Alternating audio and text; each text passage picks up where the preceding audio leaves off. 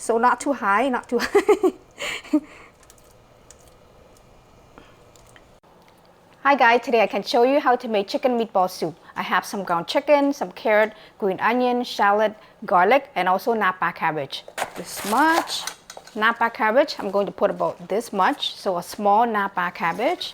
Cut this hard part out. And after, I'm going to cut it like this.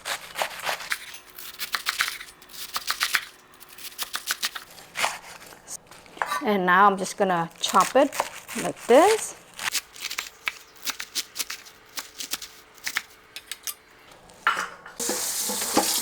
Clean the napa cabbage and drain out all the water. And I have 2 small carrots. You can cut them into strips like this. So I have some green onion. The white part I'm going to put into the soup. For the green onion leaf, you can put some into the ground chicken and save most of it for the end, for topping. 1 small shallot. Dice it really small. Okay, here I have 1 pound of ground chicken. This one is chicken breast. 1 small shallot. So I have 4 cloves minced garlic. And you can put a little bit of this green onion, ½ teaspoon of salt, 1 teaspoon brown sugar or white sugar is fine, 1 teaspoon chicken powder, 1 teaspoon of light soy sauce, 1 teaspoon of oyster sauce, and a little bit of pepper. And that is all the ingredient for the ground chicken. Now mix well. And you're going to squeeze it until it becomes really sticky. So maybe about 2 to 3 minutes. And also at the same time, you also can boil 3 liters of water. The water is boiling behind me right now, and this ground chicken is about to be done. And now we can start to shape the meatball into the hot water. Here I have 3 liters of water, but before I shape the meatball into here, I'm going to add some seasoning. I have ½ tablespoon of salt, ½ tablespoon of sugar, ½ tablespoon of chicken powder, and 1 tablespoon of fish sauce. And also this white part of the green onion, you also can add that in there as well. When you start to shape the meatball, you can lower the heat to medium heat. You need cold water and a spoon. Here is the seasoning ground chicken, and I'm going to clean my hand. Now that your hand is clean and is wet with water, you're going to grab just enough of this meat paste so that your palm can handle.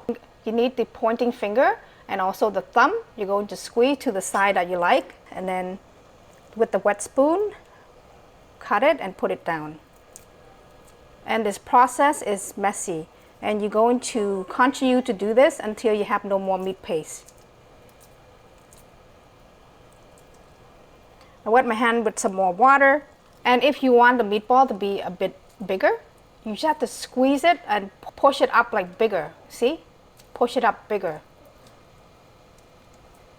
Like that. But if you want it smaller, just push it up smaller. Wet spoon, cut it.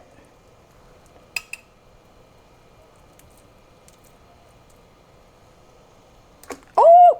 So not too high, not too high. Let me show you a really big one. So grab just enough so your palm can handle.